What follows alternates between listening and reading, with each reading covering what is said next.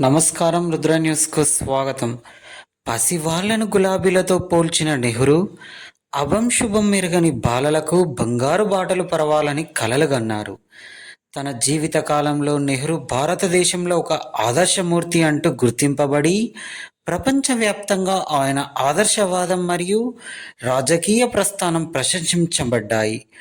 బాలల మరియు యువజనుల పట్ల వాత్సల్యానికి, వారి శ్రేయస్సుకు, విద్యాబుద్ధికి నెహ్రూ చేపట్టిన కార్యక్రమాలకు గుర్తుగా భారతదేశం ఆయన పుట్టినరోజును అనగా నవంబర్ 14ను బాలల దినోత్సవంగా జరుపుకుంటుంది.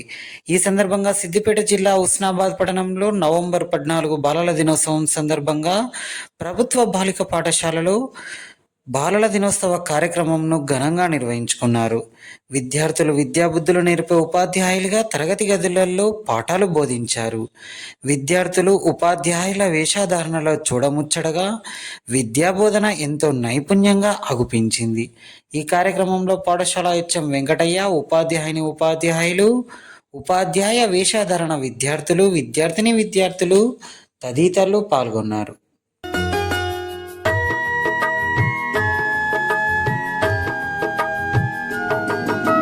చిట్టి పొట్టి బాలలం చిరునవ్వుల చిన్నారులం, చిట్టి పొట్టి బాలలం చిరునవ్వుల చిన్నారులం, కల్లా కపటం ఎరుగని వారం ఆడుతూ పాడుతూ బ్రతికేస్తాం, కల్లా కపటం ఎరుగని వారం ఆడుతూ పాడుతూ బ్రతికేస్తాం. జన్మదినం చాచా నెహ్రూజీ బాలలకే పండుగ, జన్మదినం చాచా నెహ్రూజీ బాలలకే పండుగ. నెహ్రూ తాత గారికి పిల్లలు అంటే ఇష్టమట, నెహ్రూ తాత గారికి పిల్లలు అంటే ఇష్టమట. చాచాజీని తలుచుకొని సంబరాలు జరుపుకుందాం, చాచాజీని తలుచుకొని సంబరిస్తున్నారు.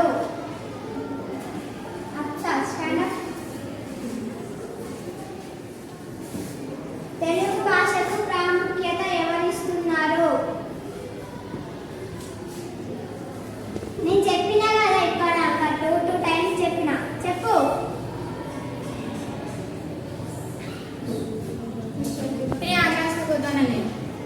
చెప్పు. కృష్ణదేవరాయలు తెలుగు భాషకు ప్రాముఖ్యత ఇస్తున్నారు. బాగా చెప్పింది. హిందీ అకాస్ బందాక మస్తు చెప్పింది, సూపర్ చెప్పింది. Thank you.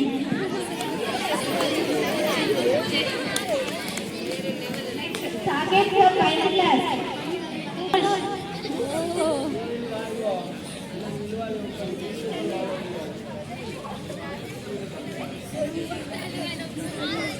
Please, Rabia, maths teacher, please come on to the dais.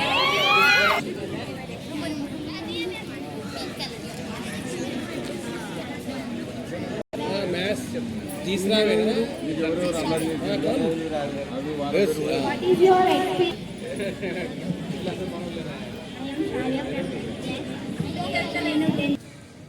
అల్లరి ఏమని ఎక్క ఏ బెంచ్ అయినా ఆ bench college. It is the birth anniversary Pandit Jawaharlal Nehru. He was the first Prime Minister of independent India and a great leader. Thank you. నేను ఈరోజు 7th Telugu చెప్పాను, 8th social చెప్పాను. చాలా బాగా విన్నారు. 8th వాళ్ళు కొంచెం అల్లరి చేశారు. ఇంతటితో నా ఉపన్యాసం నాతోటి అంశాలు. నేను 6th తెలుగు చెప్పిన బాగానే విన్నారు. నేను ఆన్సర్ చేసే క్వశ్చన్స్ కూడా వేసారు.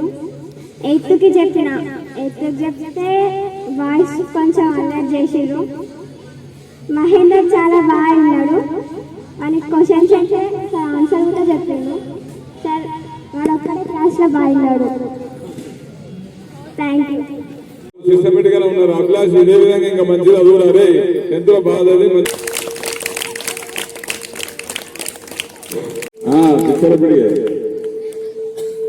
హిందీ వాళ్ళకి అర్థమైందా అర్థం కాలేదా అనుకుంటూ చెప్పింది. అవునా?